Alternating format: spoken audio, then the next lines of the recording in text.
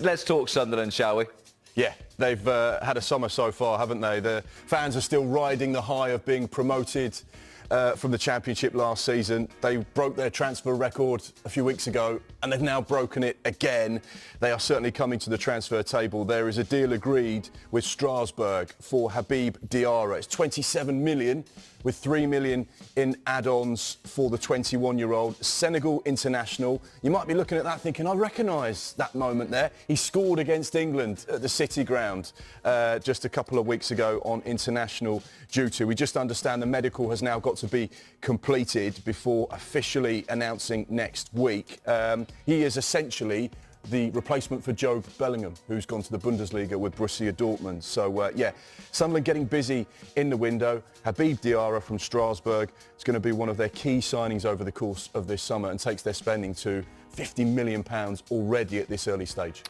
Talking of key signings, what a signing Brighton's Joao Pedro could potentially be for Newcastle. Are they making any progress? Not at the moment, not as much progress as Eddie Howe would like. We know that there is a lot of interest in Joao Pedro. He's the type of player that would get into most Premier League sides. He's got so much Brazilian quality. He's only 23 years old and he's been pretty damn good since he arrived down the south coast for Brighton since his move from Watford. And now you get the feeling that with all of this noise and interest, particularly from Newcastle and clubs like Chelsea, this will be the summer he departs Brighton and Hove Albion. Newcastle have had an offer rejected, which we understand to be in excess of £50 million.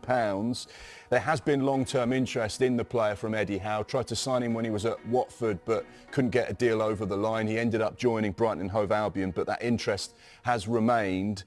We also know that there are a number of other players on the radar for Newcastle. They really are looking to strengthen ahead of another season in the Champions League.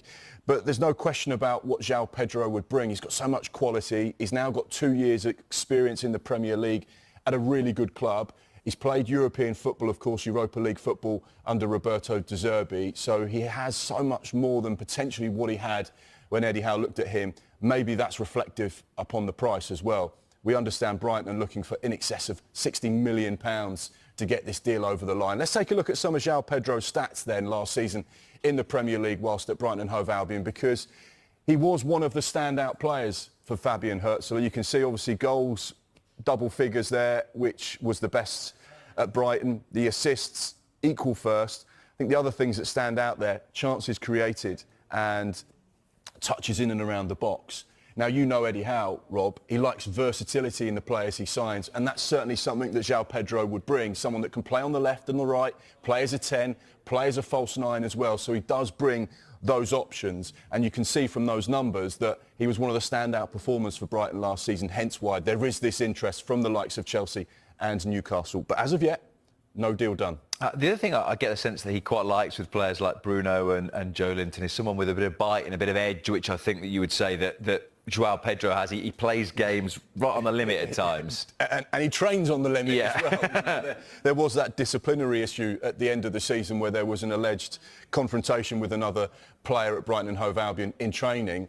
And that is absolutely the way Eddie Howe likes players to be. He wants players to give everything for the badge. He wants players to be on the front foot. He wants players to press high, work hard. It's very much a team game.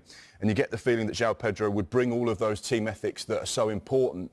But it's all about energy, it's all about work rate, it's all about giving everything you possibly can and understanding the philosophy that Newcastle play with. So that would be a key thing for any player that goes into Newcastle this summer. It wouldn't just be about, you know, have they done well? Are their numbers stacking up? Are they an Eddie Howe player?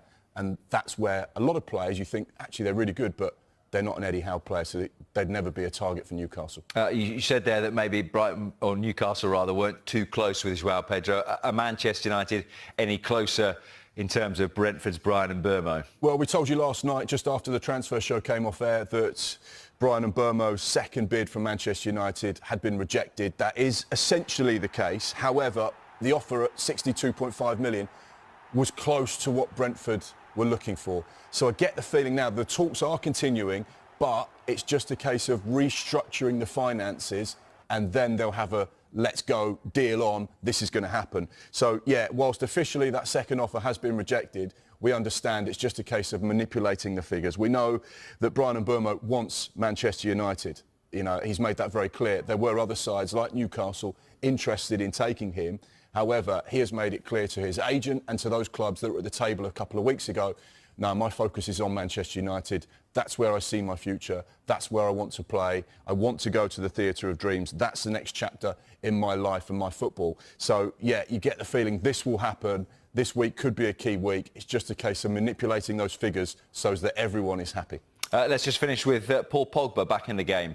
Yeah, back in the game. Medical completed at Monaco. He's going to sign a 2-year contract. Still 32 years old, so still probably got a few years left in him. We know he's a World Cup winner, and we know that he will have next year's World Cup very much on his mind, hence why he's committed to a team in France. His last competitive game was for Juventus in September 2023. Came on as a sub against Empoli, and of course someone the Premier League fans will know played for Manchester United. Got to be honest, whenever I watched him play, he was always sensational. He always scored goals, he always was box to box, he was a great player to watch. Perhaps not as consistent as Manchester United fans would have hoped for, but no question, on his day, still got so much quality. And good to see him back in the game as well. Mark, thank you very much indeed.